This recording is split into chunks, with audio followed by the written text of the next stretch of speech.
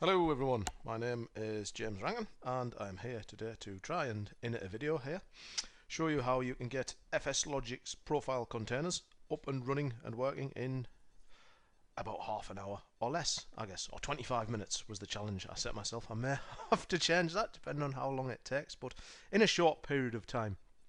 Anyway, so FSLogix Profile Containers is a very lightweight, a very nice little profile management tool that basically just captures your entire user profile by simply mounting it as a VHD across the network. And it's maybe worth quickly just running through what I consider to be kind of the three levels of user environment management that we have available. We have light, kind of intermediate, and high end. Now, down at the light end, we have things like Microsoft's roaming profiles, which are very basic, only let you capture stuff in app data roaming, which kind of limits them a bit, especially when it comes to Windows 10.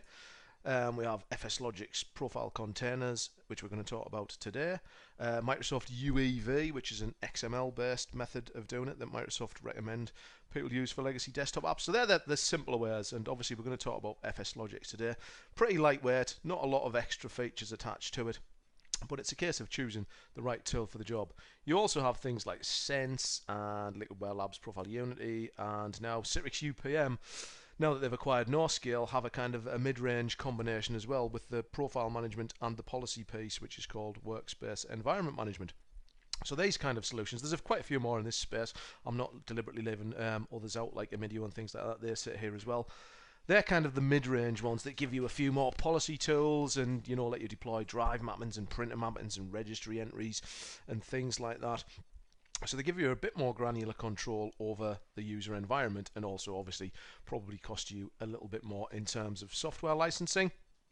And at the high end, you have things like AppSense and Res, which are kind of like cross-platform solutions that give you integrated scripting engines and automation and data synchronization and things like that, and also other tools like privilege management, performance management, all sorts of other stuff through in there, and they cost a lot more obviously and probably a lot more complex to manage. So those are the three kind of levels of user environment management that we're looking at today. But we're going to look specifically at FSLogix Profile Containers, because if you just need basic profile management, you know, if you've got your Windows 10 machines and when you want your users to be able to log into one, make a load of changes to things like the start tiles and the start menu, and then go to another machine and have that reflected in it, that's what Profile Containers allows you to do. And as I said, there's not a lot of policy management on top of that. You'd have to do that with group policy or some other method. But you know, for a fairly cheap and reliable and, you know, sort of good basic light profile management or user environment management tool, that's what we're going to have a look at. So can we get it running in under 25 minutes or half an hour, as the case may be, depending on how fast I talk or not? What do you need to get this going? So you don't need massive prerequisites like you do with some of the others. You don't need a lot of setup to do. You don't need infrastructure. You don't need databases, web servers. All you need is the FSLogix software. You need a file share to put your VHD files in for its users, and you need to be able to deploy a few registry settings to your endpoints. You can do it by group policy, a script. You could enter them manually if you wanted. So can we do that? Let's just get rid of that slideshow, and in Hyper-V we've got a couple of domain controllers up and running, and we've got a couple of Windows 10 machines, and these are Windows 10 Anniversary Update fully patched 1607 machines. Let's just log onto them as an admin and I'll quickly install the software, which hopefully shouldn't take too long at all. Give me a different user.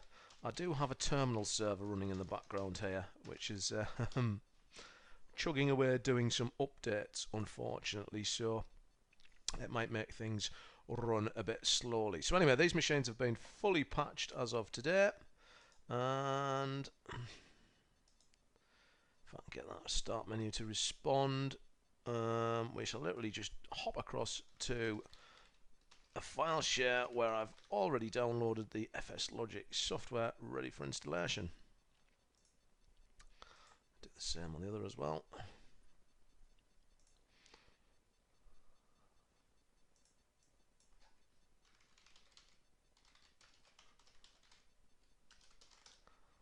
Right, so we just go in this one in the FSLogix folder, and cool thing about the FSLogix application is you set up the entire application, and it that single application that runs as a service allows you to do all of the FSLogix stuff. You can do the app stuff, which lets you do the the masking of applications from the operating system. It lets you do the Java stuff as well. That lets you hide out-of-date versions of Java until a URL or a process invokes them.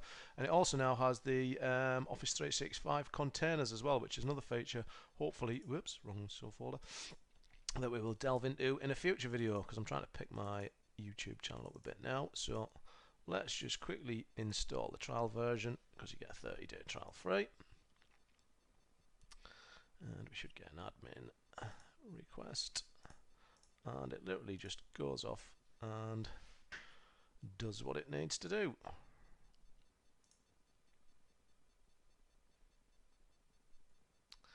Now, it's very simple the way FSLogix Profile Containers actually works. It literally sets up some local groups and lets you pop users into there that you want to be managed by the Profile Containers system. Now, the easiest way to manage this, of course, is to use something like group policy, which is precisely what we're going to do. And at the minute we have a group policy set up, but we haven't linked it yet, so we'll apply that once this installation finishes. So yeah, it's a dead easy install. As I say, you literally just install it on the machine. You can do this via SCCM, via group policy, any sort of deployment tool. You can install it manually like I'm doing at the moment.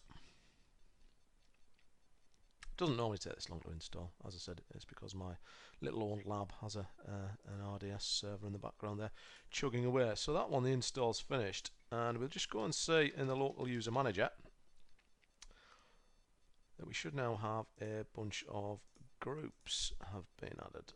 And you see down at the bottom there are for the OneDrive, the Office 365 features. So we'll not look at those, but the profile exclude and profile include, and the profile include list has everyone in by default.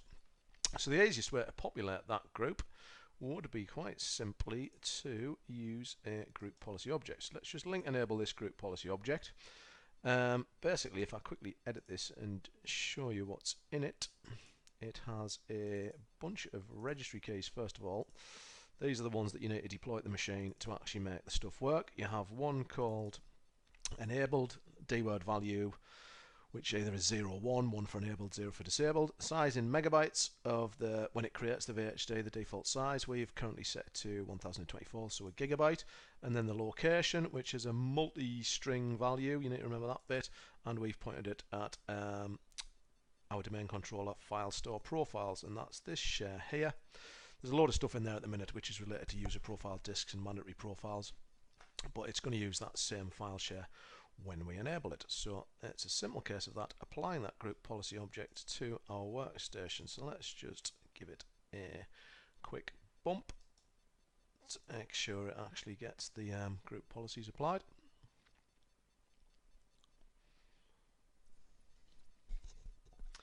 As I said, I'm well aware that the clock is ticking, and I said we'll see if we can do it in 25 minutes. So let's have a look. Let's do a GP update, if I can spell it. Just let those machines pick up that group policy update.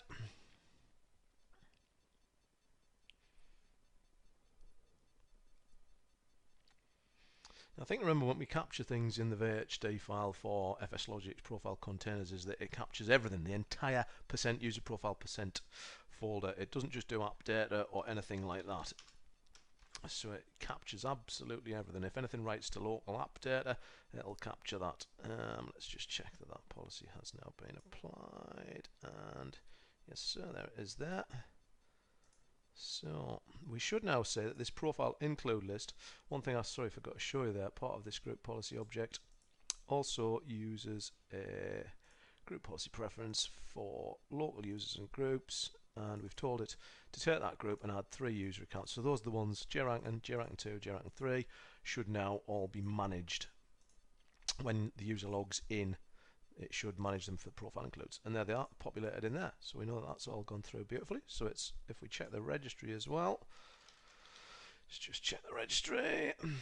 And the FSLogix registry key, the profiles bit, there we go. There's our profile store, there's the size, and it's enabled. So that's all done and dusted. Dead simple setup wise. So let's just sign out of these two machines, and we shall then log in with one of those users and see what we can see. Okay, so let's just try logging on as one of those enabled users now.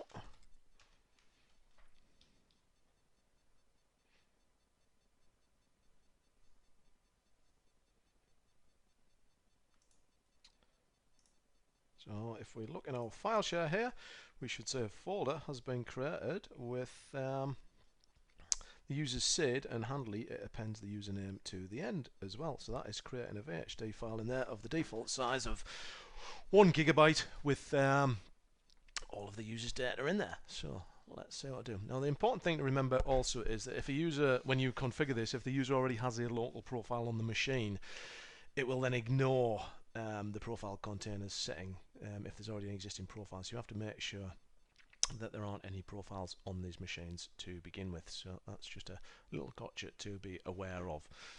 But if you're setting this up as a roaming solution for your users, then all you need to do is make sure that any local profiles they had on any machines get removed, which you can quite easily do with a script or even a group policy object. There is a can we do it with a group policy object? Yeah, I think you can. You can delete copies of profiles older than a certain number of days. I'm sure there is a group policy object to do that. As I said, this is just my little lab, and it may take a little bit to log on. First log on Windows 10 is always a bit long, as we've done a few presentations and things discussing that in the past about ways that you can speed up the actual log on to Windows. And if anybody's interested in seeing me talk about Windows 10 stuff such as that, I did do a session recently at the Citrix user group, but I shall be doing the same session at the Res UK and Ireland user group in London on the 29th of November, I believe. So if you want to learn all about Windows 10, then by all means, come along to that. I'm sure it will be a fun session. I'm also doing a bunch of webinars for my CUGC in January about the same thing as well. So anyway, that is logged on now, so that wasn't too bad at all. So now this is what we shall do is we shall kind of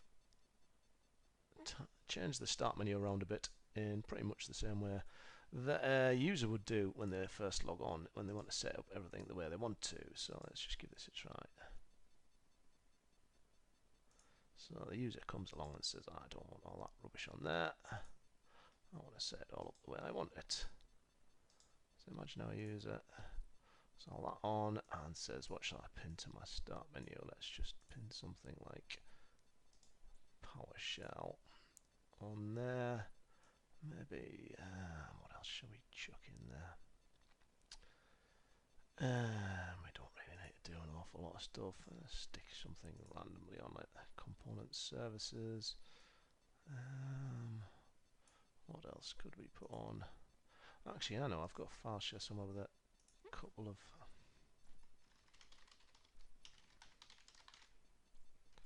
an RDP connection and a website in there as well, I think. So yeah, the start tiles are a pertinent sort of thing because they're one thing that you can't roam by default in Windows 10. So it becomes a bit of a bugbear to the users when they set up everything as they think they want it on a particular machine, and they think, oh yeah, that's nice and neat and tidy, I've got all my stuff there. And then they go and log on another machine, they've got to do it all again. It's quite annoying. So let's pin that Google shortcut to the start menu and that RDP connection as well. So yeah, if I was trying to move that one down slightly, so we'll create a couple of different groups, give them some names. Ops, stuff. And now let's just, what should we do? Just a quick bit of stuff on the desktop. It goes into themes, doesn't it? Desktop icons there. Schizophrenic Windows 10 stuff's just moved around all over the place. Change that around. And I don't know, what else can we just pin something to the taskbar maybe? Yeah, the command prompt. taskbar. Yeah, that all looks good. Actually, just checking that the search is working. It seemed a bit. Oh no, it's working okay. Okay, cool. So we've just made a few cosmetic changes to our environment here. Yeah. So now we'll just go and sign out. So I'll just quickly on this machine, just to prove that I am not scamming you in any way, shape or form, I'll just show that there isn't a local profile already existing on this machine by logging on as an admin and having a look in the user profiles area. So we set it all up on this machine, yeah, so that now should all be saved off across onto the network in this folder here. It's just on my secondary machine. It's just showing that it doesn't have an existing copy of the user profile for that user, which was called J Rankin. So let's have a quick look-see.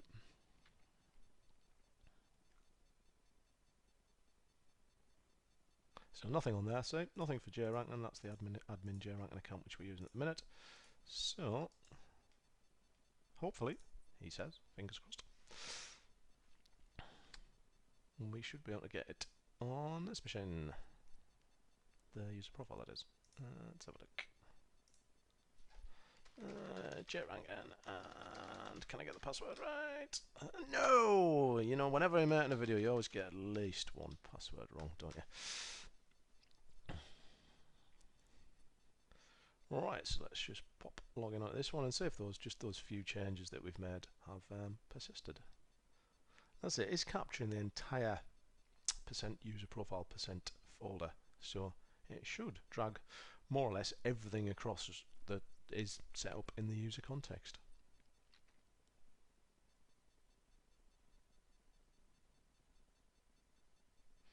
I keep looking at the clock. I'm 17 minutes in. I'm thinking, yeah, I can do it under 20 minutes. Get it all set up. That'll be even better.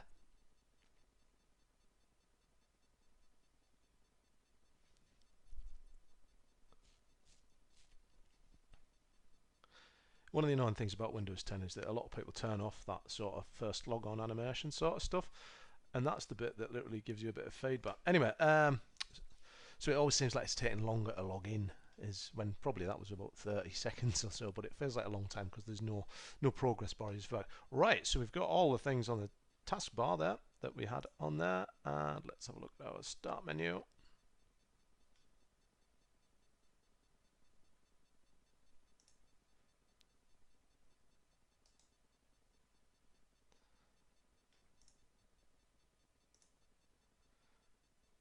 I think it's just ticking away in the background. I can still hear this RDSH server churning away on my disk, so I don't know whether that's why it's taking a long time to pull a start menu up. Come on, show me my start menu. And there she is. There you go. A little bit of a drag there. Probably using my rouge line. But there you go. We've got my pinned item on the taskbar there. We've got my stuff on here. With the right group names, and I've got my desktop icons on there, and that's all. That's completely and utterly, you know, dead easy, no muss, no fuss, and it's all set up on there. That's absolutely fan-dabby-dozy. So a nice, easy, smooth roaming solution from machine to machine. And let's just quickly do, I don't know, another quick test. Let's see if it grabs stuff like, let's think of an application off the top of my head that's got some wacky setting penned that we can sort of grab out. Wasn't there a grid lines you could turn on in Paint that made it look crazy? Yeah. So let's just see if we can log out of this session and back across to the other one.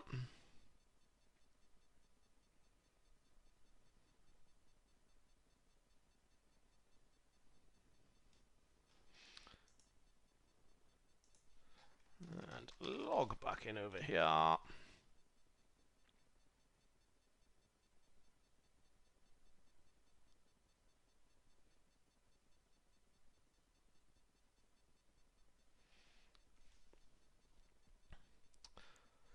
Again, I really should be timing these logins because I'm obsessed with Windows 10 first logon times. They're one of the big sort of bottlenecks they do continue, but I'm wondering if these logon times, it's just the perception of them seems a lot longer because it just sits there on this horrible welcome screen ticking away, when really it's probably under a minute at the very least.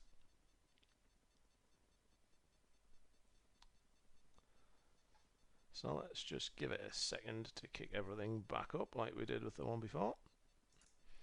Right, so everything seems to be set up there. If we go to our run command, and obviously it has paintbrush in there. That was the bit, the last application that we used before on the other machine, and let's just say, yes, it's got our grid lines, so it's persisting settings within the applications, within the operating system, and just about every other application that you'd find in there. So it looks like persistence has gone, and obviously it's not just the operating system, icons, start menu, things like that. We can do all of our application settings in there as well, which is absolutely hunky-dory, fan-dabby-dozy, super-duper, Bob's your uncle, Fanny's your aunt, etc. So, there you go. So, it roams them. The one little test I did want to do right at the end, actually, was I do have over here a remote desktop session host server, which is obviously uses the 2016 remote desktop session host, sorry, uses the same profile version as Windows 10 anniversary updates. Let's just see if we could install FSLogix apps on here and see if it roams the settings across, because that would be interesting if it carries people's settings from Windows 10 client to Windows 10 published desktop on a terminal server. I'll just check if I actually installed it on here already. No, I didn't. Let's quickly just install it. Must have done it at some point because it's remembered the path. It is still churning away, this terminal server, so I apologise for it, the fact that it's dragged right down. But anyway, I'm 22 minutes into my video, so I can probably concede that you can set them up in 25 minutes or less. This is just a little extra that we're trying to test out here. Just a bit of curiosity, really.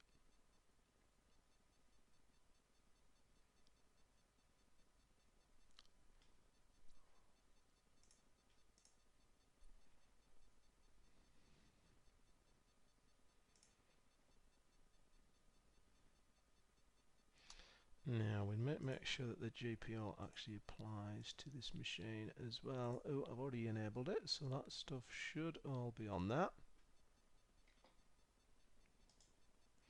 Let's just check the registry. Yep, enabled, blah blah blah blah blah. It has actually got some last load time, so I clearly had it installed on here at some previous point. And if we just check the local groups, it should hopefully be populated. If they're not, we'll just need a quick GP update.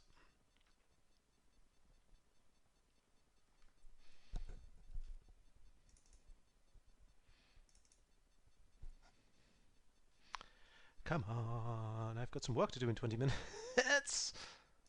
Okay, let's just give it a try. So, press Control Delete this time, obviously. Let's just try it as that user, JRangan. It says it's waiting for FSLogix app services, so quite possibly that means it's doing its stuff, but don't know whether there might be a bit of maybe a little bit of loss of data between the two things. As I said, this would just be a nice bonus if it actually just works like this.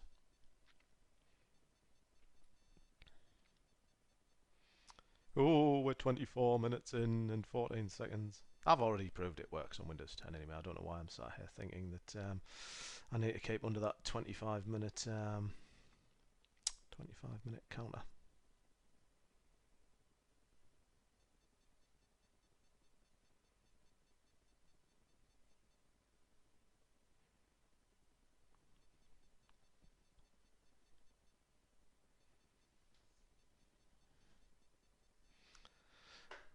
So Server 2016 doesn't seem to have done much to actually address that first logon drag, but you know, you can't have everything.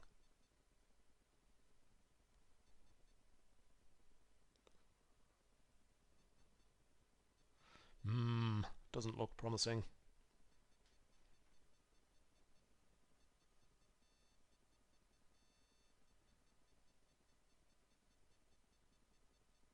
Ooh. Is it going to put my little pinned item down there? It won't bring the desktop actually, because the desktop that I had on there was being applied, on the Windows 10 machines was being applied by group policies. So it's brought my desktop icons, but it won't have the actual. That's probably the desktop that the Windows 10 machines had in the background. Just group policy was overlaying it. So hey. Now this is the little bit problem here, because the calculator doesn't exist on the Windows Server 2016 machine as a modern app, because there are no modern apps on there now. They've been removed. It's showing a blank item because it's trying to roam that reference to the calculator across. So that might be a tiny bit of an issue, but otherwise,